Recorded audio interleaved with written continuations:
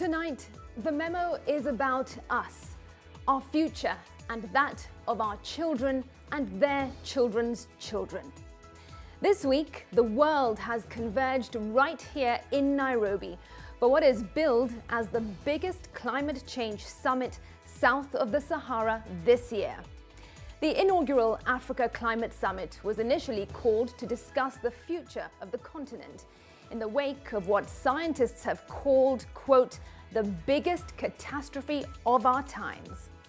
However, its attendance is global, with dignitaries from some of the most powerful nations on earth trooping to Nairobi to talk, negotiate, promise, or otherwise lend their voices to this very important conversation. But the question tonight is this: just what do these talks mean to the millions of Africans who have to endure untold suffering in the hands of the decisions of the polluters of the global north? Away from the glitz and glam of the Kenyatta International Convention Center, what should the peasant farmers of Kenya and beyond expect from these deliberations? The fact is, time is running out. Our rivers are drying up. Our crops can no longer sustain us. Hunger has become our way of life. And when it rains, it pours, carrying away our flocks and flattening whatever remains of our farmlands.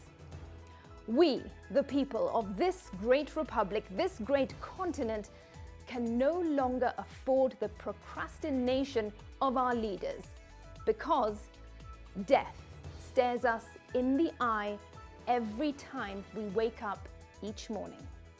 Our cries are not for posterity, but for now.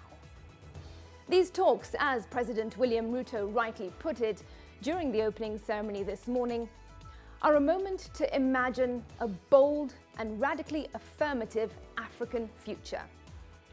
This is a moment for us as a collective to introspect, to ask ourselves the hard questions, and to bow our heads in shame for treating this planet as if we have another home. Never in the history of mankind has the call to change our ways become so important. Scientists are warning us that we might have nothing to call home in this century if temperatures continue rising at the pace they are now. In Glasgow 2 years ago, nations committed to cut down emissions and keep global temperatures at no more than 1.5 degrees above the pre-industrial levels. That is a big feat if you speak to experts. But the United Nations warns that even that is not enough.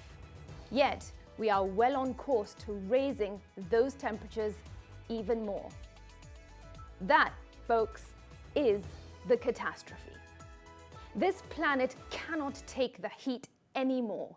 These talks in Nairobi must once again stress the urgency of action in this critical decade, when our carbon dioxide emissions must be reduced by at least 45% to reach what scientists call net zero around mid-century.